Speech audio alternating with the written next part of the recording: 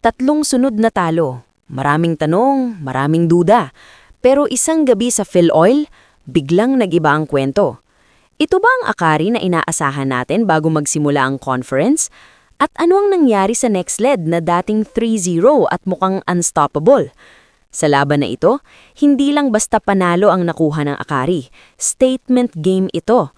At para sa next lead, isang reality check. Sa pagpapatuloy ng PVL All-Filipino Conference, tinalo ng Akari Chargers ang next lead Chameleon sa 4 na set, 25-18, 25-23, 23-25, 25-22 sa PhilOil Playtime Center. After 3 straight losses, finally, nahanap din ng Akari ang kanilang rhythm. Sa unang set pa lang ramdam mo ng urgency. Hindi ito yung Akari na nag-a-adjust pa. Aggressive agad, mabilis ang galaw, organized ang sistema. Nanguna si Ivy Lacsina na umiscore ng 20 puntos. Grabe ang combination ng off-the-block at power hits niya. Halos walang sagot ang depensa ng next lead. Sa gitna naman, solid ang tambalan ni Sed Domingo at Fifi Sharma. Si Domingo nagtapos ng 17 points at siya pang nagpasok ng finishing quick attack sa dulo ng 4th set. Sa wings naman, tumulong sina Elise Soyod at Gretchel Soltones. Parehong double digits, balanced scoring. 4 agad ang umabot ng double figures. Ito ang kulang sa kanila noong mga nakaraang laban. At syempre, hindi kumpleto ang kwento kung hindi babanggitin si Mars Alba. Siya ang utak ng opensa, 22 excellent sets, may 5 puntos pa kasama ang mga timely 1-2 plays, may pa-foot attack pa na talagang nakasurprise sa next lead. Deserved ang best player of the game. Pero hindi naging madali lahat. Sa 3rd set, bumalik ang next lead. Nagkaroon ng momentum swings, may mahabang challenge sa net infraction, at nagka-yellow card pa ang next lead dahil naubos ang timeouts. Dito nag-step up si Brooke Van Sickle at pati sina Mayla Pablo at MJ Phillips. Nakakuha sila ng crucial hit sa dulo. Pero ang pinaka-turning point, service error ng Akari sa set point. Isang maliit na pagkakamali na nagbigay buhay sa next lead. Tanong, momentum shift na ba ito? Hindi. Sa 4th set, ibang klaseng composure ang pinakita ng Akari. Hindi sila nataranta, hindi sila nagpanik. Maagang nakakontrol ang tempo. Kahit anong rally attempt ng next lead, may sagot ang Chargers. Defensively, solid din. Si Lacsina may 10 excellent receptions. Si Soltones may 14 excellent digs. Hindi lang sila scorer, all-around performance talaga. At sa huli, quick attack ni Domingo ang nagselyo ng panalo. Ngayon, pag-usapan natin ang mas malaking tanong. Anong nangyari sa next lead? From 3-0 start, ngayon 3-2 na sila. 2 sunod na talo. Una, first ball problem. Nahihirapan sila sa reception. Kapag hindi maganda ang first pass, predictable ang opensa. Hindi makapag-combo plays. Nababasa ng blockers ng Akari. Pangalawa, lack of rhythm. Sa unang 3 panalo nila, fluid ang galaw. Ngayon parang disjointed. May hesitation, may confusion. Pangatlo, over-reliance kay Van Sickle. Kapag hindi siya nakainit agad, bumabagal ang opensa nila. Kailangan mas consistent ang suporta. At pang-apat, unforced errors. Nagbigay sila ng 8 free points sa first set pa lang. Sa high-level volleyball, hindi pwedeng ganon.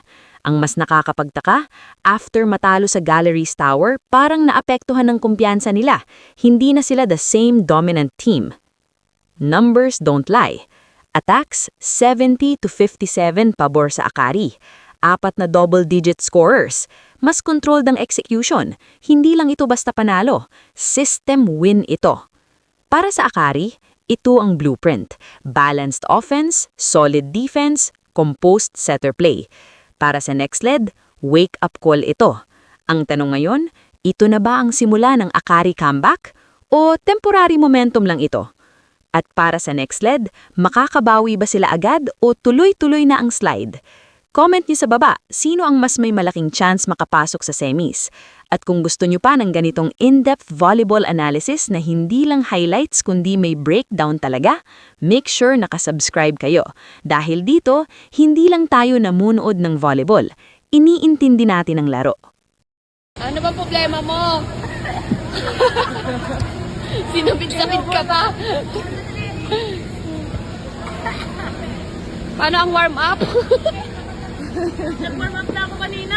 Oh, sipag. Ano mo, bro? Bro? Alam ni Paps yan. Oh. Bawis na ako kanina pa. Oo. Ano chismis? Ano chismis sa inyo? Chismusa. Ha? Ang chismis daw. Anong chismis sa Ilonggo? Ano? Gossip. Yung isa, other term. Other term? Other term. Ay, data gathering. Hindi mo naman sinabing may ka-date siya. Hindi mo man lang pinakilala sa amin ni Tita Dors. Pasensya na, hindi din kami magkaintindihan. Ang sarap. Yummy! Oh, hi kayo dyan. Hi kayo sa vlog ko. Hi vlog! Hi vlog! Yummy! Kulong mo sa CR. Sa akin ka lang ang bambu. Ikulong sa CR. Yan, sakalin na. Head joke. Patayin ko na.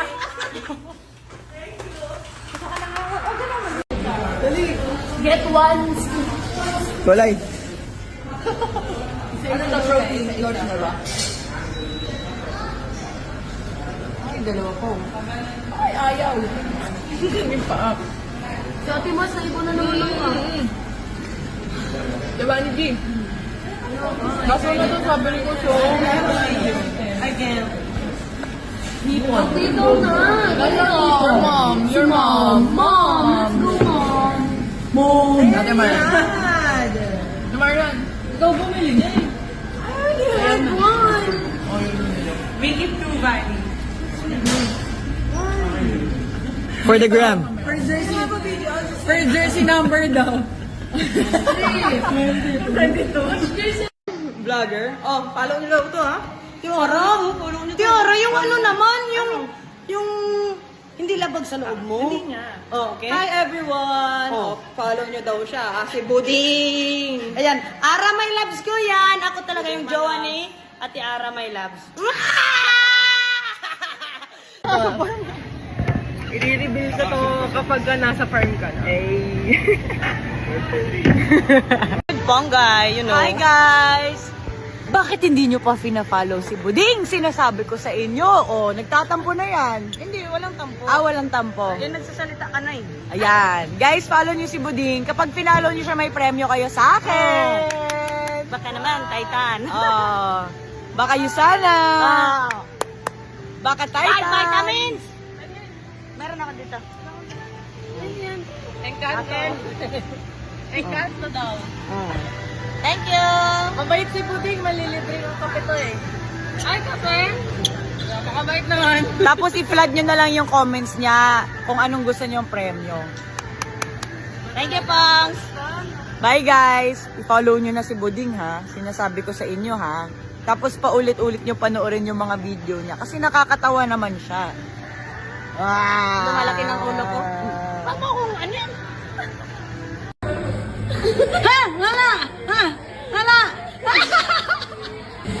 Wow! Wow! Ang pinakasikat sa tanan. Ay, kita! Walang tarbulin, no? Bunny girl, order. Sa Melby! Ala siya! Kinilig! Oh my God! I know!